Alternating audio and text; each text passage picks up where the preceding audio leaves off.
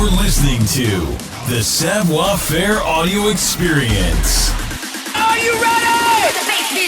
The Savoir Faire Experience is your guide to everything that has to do with lifestyle. From dating, rides, style, and entertainment. All brought to you by the editor of Savoir Faire magazine, Robert White. Anything goes on this audio experience. So, let's go. It's still the best. All right, guys, welcome to another episode of the Savoir Faire Audio Experience. Thank you guys for sharing, caring, listening. Appreciate you all. Today is another great interview. I love interviewing CEOs and really creative people, and this person is both. So Keith Lambert is here. How you doing, Keith? Very good. How are you today? Yeah, doing excellent, man. Very, very cool to connect with you. Congrats on the CEO of Oxidizer. What a great, I mean, I love telling people that I'm the CEO and founder of a company. It's just a little pat on the back to know you got there, but we're talking about corporate life with you. So I definitely have some questions for that. And obviously an entrepreneur at heart, because you also created your own app, and we'll dive into that story too. But I want to kind of set some basic ground things for here so people can just learn a little bit about who you actually are. So maybe you could give us some of your backstory, where you went to college, grew up, all the basics. No worries. So, Jersey kid, born and raised. I went through typical high school. I actually lived in South Orange, New Jersey, went to high school. And it's funny you ask about college and things along those lines. So I got out of high school, had no idea what I wanted to do. But thankfully, my dad exposed me to many different aspects of the world. He owned a professional photography lighting company. So I got a chance to see and understand how business worked at a very, very young age. I remember actually working in one of his offices at like 9, 10 years old. And that's when I started soldering and understanding circuit boards. So when I got out of high school, I had no idea what I wanted to do. Said, okay, let me jump into a local college. Did that for about a year and a half, goofed off more than anything else. And then my parents were like, you got two choices. Start paying rent, find a place, or get serious. And I ended up going into a rather targeted mechanical engineering course, and did that for about a year and a half. And then literally at 20 years old, I started to hit the market, and I went directly into environmental sciences and design. And so that's really my backstory. And so I was able to get into the industry early on, pretty much as a kid, and learn all the different disciplines. Okay. I love that. So it's really cool you kind of took interest in what you're doing right now early, because not a lot of people are actually doing what they did in college, what they studied. It's kind of a weird thing, but you actually are. I'm really curious about Oxidizer. So I want to ask just basic rundown. What is the company about? And then I want to kind of dive into some more questions about how you became the CEO of this company. Sure, no worries. Well, part of what this company is about now is you have to track back a little bit of my history. So when I started to work when I was 20, back in 1990, I worked for a couple of different environmental companies, and that's where I learned design, learned applications, things along those lines. So basically what I learned early on was the understanding that for every manufacturer, if you have any type of VOC, volatile organic compounds, or hazardous air pollutants, you need to be able to treat them. You can't just release them to the gas, number one, you'll be poisoning and killing your workers, and then, of course, the greater atmosphere. So as I learned early on the importance of the equipment that I would one day design, sell, and then, of course, service throughout the entire nation, is not just it's nice, but it really is the backbone in order for production to be able to run. And so right now with Oxidizers, we're nationally covered company. We have employees from California all the way over to the East Coast in the New York and New Jersey area, and down south. And so what we do is, on average, we're in about 600 to 750 industrial sites a year. They're everyone from your EV manufacturers, your traditional car manufacturers, flooring manufacturers, food and beverage, everything from, battleships and jets, you name it, anywhere where there may be some form of a spray, a paint, or chemical that you don't want to release to the atmosphere. we either sell and or service equipment of all brands throughout the nation. And so, again, thankfully, where I am today, it's a lot of building blocks over the years that I've learned living literally in the corporate grind and understanding corporate moves versus what I would consider anti-corporate moves, and why and where both can work depending on the circumstance. Wow, that's pretty cool. I want to dummy this down a little bit, because I know when we're talking about this stuff, the first thing that comes to mind for me, I'm thinking about, like, you know, bad chemicals that are potentially going into the world. Your company is stopping that from happening. And I think about filters right out of the gate. Like, obviously it's something that most people kind of recognize, but give me like a basic rundown of what kind of things you guys actually create or are doing. Sure, no worries. So everything that we do as far as destruction of volatile organic compounds is thermal. And so we have, for example, one of my clients, they're one of the largest ethanol producers in the world. So as they get the corn, they start getting off all the ethanol, and they start breaking up and fractionating the corn to make all these different products. Well, that ethanol and everything that can come off of the process is a hazardous air pollutant. You don't want to just throw it off into the atmosphere. So it goes into an oxidizer, which of course we're named oxidizers, which is a thermal piece of equipment that keeps that airflow coming in. Let's say it comes in at 200-300 degrees. And unlike a filter where you're saying, oh, stop things from going through, it allows the molecules of whatever this dirty pollutant is to come through, and then we basically burn it off. You know, we're talking anywhere from 1500 to, let's say, 1750 Fahrenheit. Then by the time we're done, you only have H2O and CO. And so it's a thermal process to clean and get rid of, you know, things like toluene and NEK and all sorts of different chemicals that are used to make all sorts of stuff, whether it's carpet on your floor or, like I said, you know, paint. And it really is, you know, I laugh. You know, I'm the kid that played with fireworks and matches. Now I get to do it for a living, you know. I get to burn things up for a living. So you're like a controlled pyro now. Exactly. Now I used to be the uncontrolled as a kid. Now I'm controlled. Exactly. No, I love that. Well, talk to me about the path to becoming the CEO of this company. I mean, I love the title, but we're not talking about a small company here. So what was your path to kind of work your way up through the company and eventually become the CEO? No worries. So again, I'm going to go back to the past to lead to where I am now and into the future. So I thankfully worked about 3 different entities that I was able to work with before starting my own. I worked with one company that moved me from the Jersey area out to the Midwest. And there I learned a lot of design applications and started to understand the sales side a little bit. Then when I came to the Midwest, I was given an opportunity by a coworker and another coworker. We said, hey, we're going to start a division for another larger corporation. So literally it was, hey, we'll meet at Starbucks and we start from who's going to do the website. I'm like, I'll do the website. I'll start us off. And so we built a division for a much larger company. Our tenure, we probably ran that for about 12, 13 years. And I don't know, we probably did about 150, 160 million over that time frame.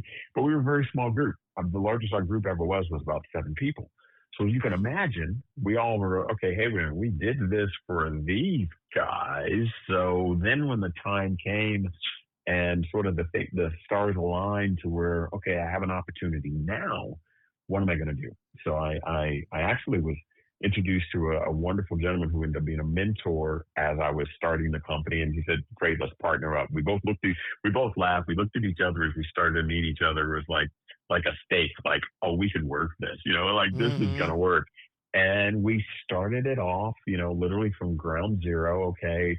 Picking a name, you know, okay, what do we want to name it? And we knew we wanted to go after number one, service first. So we went after service contracts with a lot of the different manufacturers. Like I said, your EV guys, your traditional automotive, your flooring, your wood products.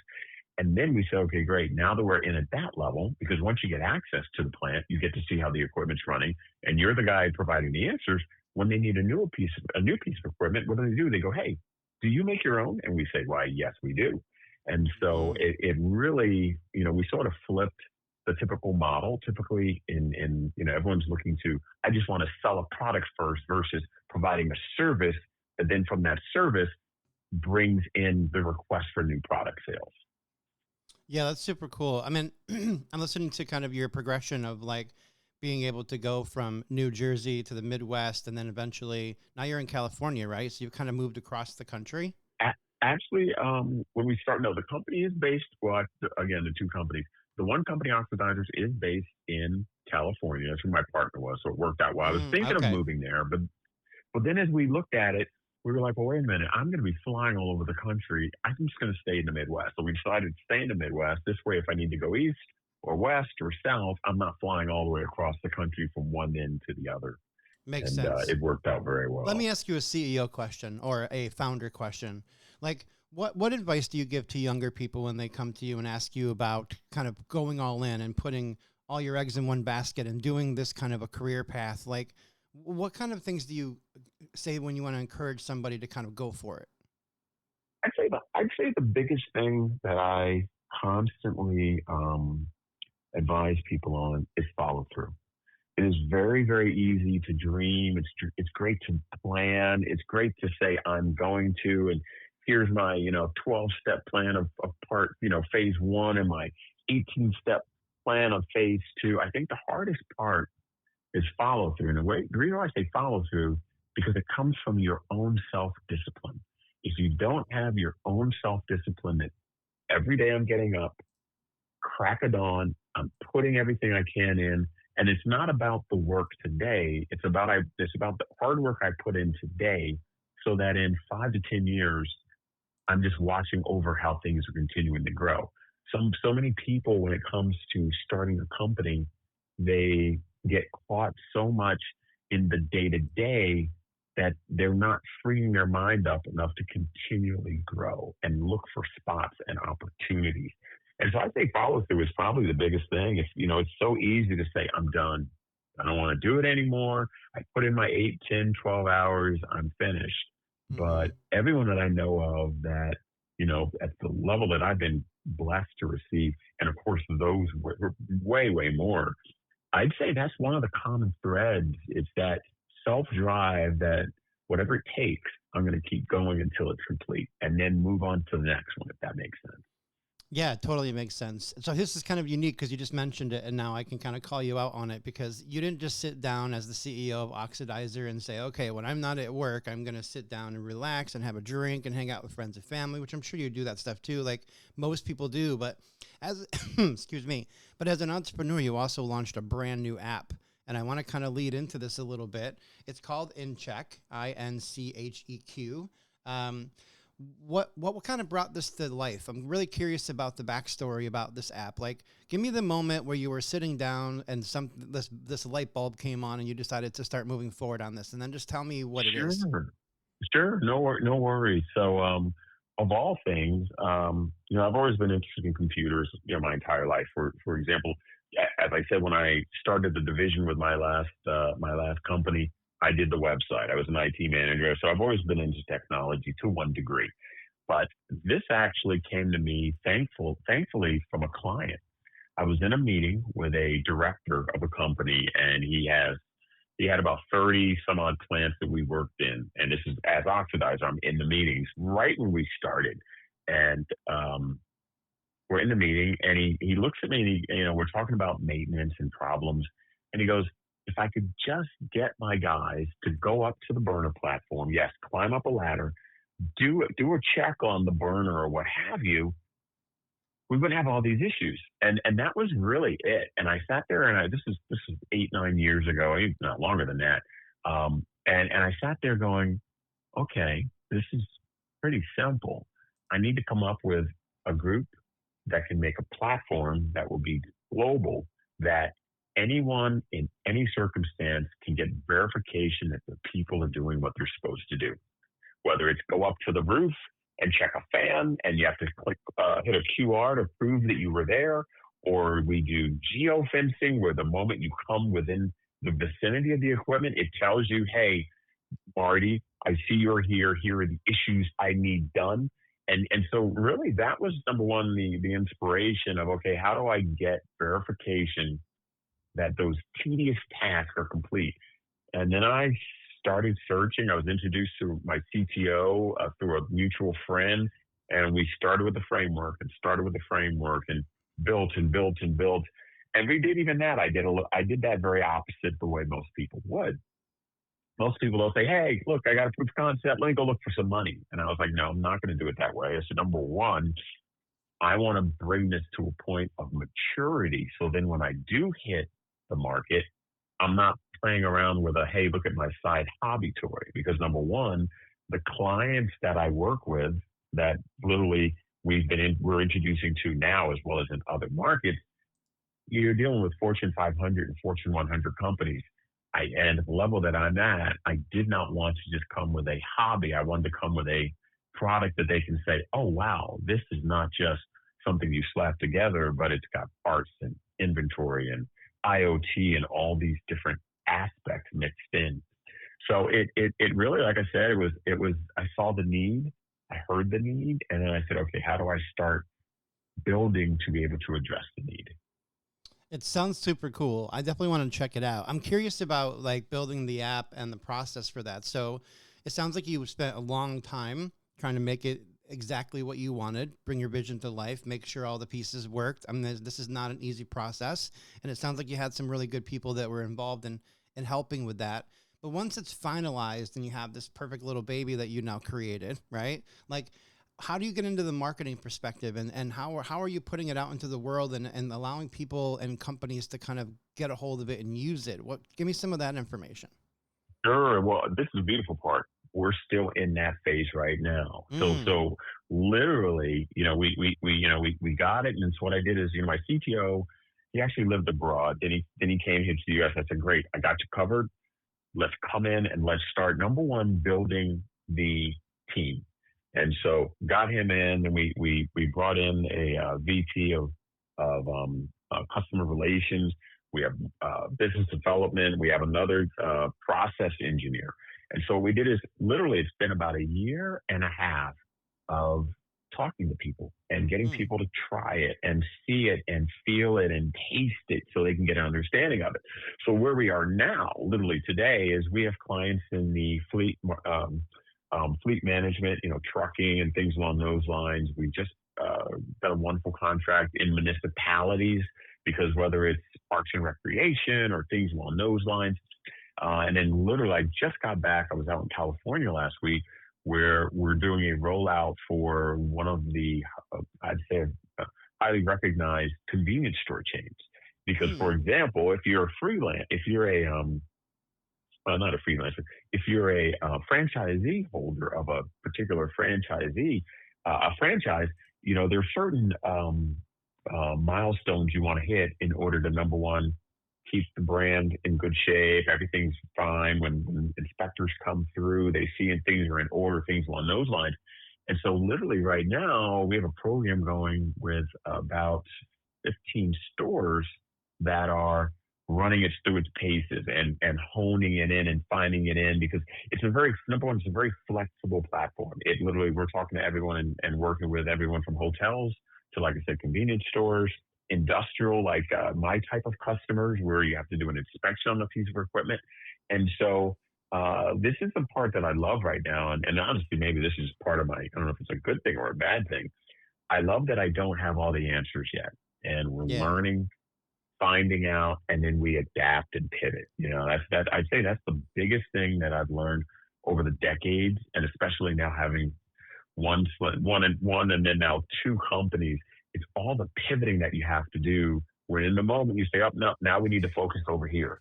It doesn't mean you forget what you were focusing on, but it's an exciting time as you continue to roll out in different industries and segments, and people are utilizing it. Yeah, no, I love that part too. I think the hustle and the learning and the perspective of like failure and learning from failure, like all of those things that kind of come with having a new venture are really kind of the key pieces. Like we watch professional athletes do their thing when they're in the midst of it, not the idea that what they do when they're off the field, right? So it's one of those things is like, I love seeing the entrepreneurial grind. I like to see the perspective, pick brains apart, learn about, the ins and outs of a specific industry. more than what that industry gave you. I don't care about the trip to Hawaii. I care about what you did to get the trip to Hawaii, right? So it's like Exactly. yeah. So I love the grind aspect of this, which is really cool. What other like things can this do? I mean, is this something I could use it as an entrepreneur for my own company to kind of keep me build a checklist, Yeah, keep myself let's motivated? What are the other ways to you use it?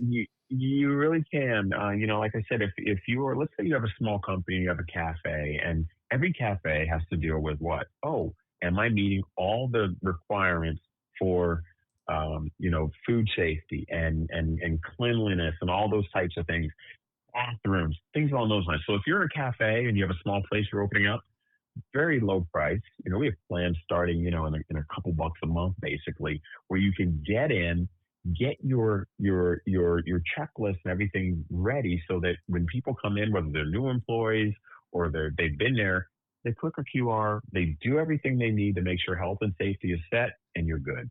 Let's say you're in a service industry and you're a house inspector and you're going, hey, you know what? I'm doing this and I go and inspect the house. You can use it for house inspections. I mean, heck, you can use it for your house and home where it's like, oh my gosh, my son won't take out the garbage. Well, you know what? Get InCheq and lay out Put a all QR those code on the things. garbage can. Exactly. It's like, kids, get this every week, man. Get this stuff done. It's so funny. My son. Over the years, he's Dad, what are you doing? And how was this? And I'd have him play around and we'd log in and try it and things on those lines. But really, it's like I said, the whole purpose of it is off-site self-management. If you don't have to worry that someone's going to get something done, of course, you can assign it to them. It's like, look, every day, here's what's assigned to Jed. Every day, Jed opens up his app, and that's what he has to do. And it could be the most routine, the most mundane, or special. Hey, I need you to go do this and fix that part or what have you. So we really wanted to make it agnostic, is the term. A lot of people, when they come in for a demo and they try it, they're like, man, I could start out using it here, but I can use it over there and over here and over there. And that was really the goal. We didn't want to just lock it into one use case. We wanted it flexible enough so that you can say, oh, I'm in an industrial application and I want to monitor that my fans off of my piece of equipment are running. Well, you can monitor temperature and RPMs or whatever you want, all in the same application, that you're still sending people out to go do work. And so that was really, that was the whole thing as we, started to really develop and see how we could build it. Yeah, I love the development option that this capabilities this thing has. I mean, I remember before I had my own company, did a security job, right? And there was a scan bar like at every door that we had to go through. So we would have to scan, and then the managers would know we were there, who was there last. But what I like about this, which is kind of unique, is that we live in 2025, and because of COVID, there are so many companies that have remote workers. And if you could use a service like this to be able to, hey, I know they saw the check-in. I know they are going through the tasks each day. I know what they're doing. They're not just sitting at home watching TV and taking my money. It just makes sense that like that's kind of a cool piece that this could be utilized for remote businesses, even more so maybe than physical workers that have to do rounds or have a checklist of things that have to be done. Yeah, and the beautiful part, you just said it, is you can check in at any point and see the progress. You can literally see, Mary's 66% done of all her tasks for the day, and wow, it's 11:30. She's moving. Okay, well, maybe I can give her a little more. So there's those aspects as well where you can truly get live updates as to what's going on, And then even at the end of the day, we have emails sent off where you can say, okay, look, of all the tasks, here are ones that had issues, what we call attention tasks. Here are past due things that weren't done, and here's all that was completed by the team. So those types of things are just sort of baked in, so you can get an understanding. In the end, it comes down to how does a founder, how does a president, how does a CEO, how does a manager sleep? And you go to sleep and you get a good night's sleep when you know that what you wanted to get accomplished was accomplished. And that was really a big part of it is, and the reason why I say that is I've been in meetings with some of the biggest companies in the U.S. And when you see a manager or a facility manager and they're literally almost in tears because they know if they can't get that equipment up and running right, they're laying people off. People are not going to be able to come in. It's a high stress situation. And I was always just like, okay, there's got to be a better way to address this that isn't burdensome. And that really was a lot of the when, where, and why. Yeah, I love this. I mean, this is a really cool opportunity for people in business to use an app that would really allow them to get their checklist done. I feel like most people that are really successful always build a list, and knowing that you can take that list and assign it to specific people on your team, track when it's going to be done, know what's going to be done. I mean, that just gives you the peace of mind that, yeah, you can employ other people. You can sleep better at night. You know that your day's work has been done. Like, that's very unique. I have to ask Keith, we've been talking about this a little bit, and I just love modern kind of tech stuff. Do you guys have another phase of this that may incorporate some AI stuff in the future? We have a little bit of AI baked in at the moment. You know, one of the things that came in actually was really funny. We were working with in construction as well. We have customers in construction. And so one of the things that was asked early on is, hey, where are you with language support? And so we use AI. We can go in, you pick what language you want, and it'll do the translating for you, things along those lines. And that was one thing that we're actually still expanding on, because even with this work we're working with some of these new convenience stores in this discovery program, other languages are brought up, and they're like, well, hey, what if we, can we do this and can we do that here? And we're going, okay, this is good, because in reality, you can have people, you can have a site or a location that has 5 or 6 different languages that are being spoken. And so then it's not just, let me just throw it out in English, but hey, I'm gonna throw it out in English, but you guys pick your language. And if this person here picks Spanish, more power to you. If this person here picks Italian, so be it. If this person over here, pick another language, Japanese, And so as we're continuing to expand on the language side, we're realizing this is going to make better team integration. And that's where we're looking, going, okay, this is where we're fusing in more AI to make sure that we can address those issues. Yeah, this is very cool. I want to give kind of the drops here. So oxidizers.net is the website, OXIDIZERS.net. And then check out InCheq, INCHEQ.com. And then if you guys want to connect, if you're listening to this episode and you want to connect with Keith, you can find him on LinkedIn, Keith Lambert. Very open, very cool guy. Obviously, we can hear it in your personality, this great Barry White voice. We were commenting about that earlier. I just, it's so unique. And I love kind of going down these rabbit holes with people in different industries that I'm not really familiar with, because it just educates you so much more. But yeah, thank you so much, Keith. Like, this has been really educational. I want to make sure that people go check this out. So there'll be links for InCheq and other things that you're involved with in the bio here too. That's great. Thank you so much. Thank you. Thank you for listening to the show. Please take a minute to head over to www.savfair.com and subscribe to our publication.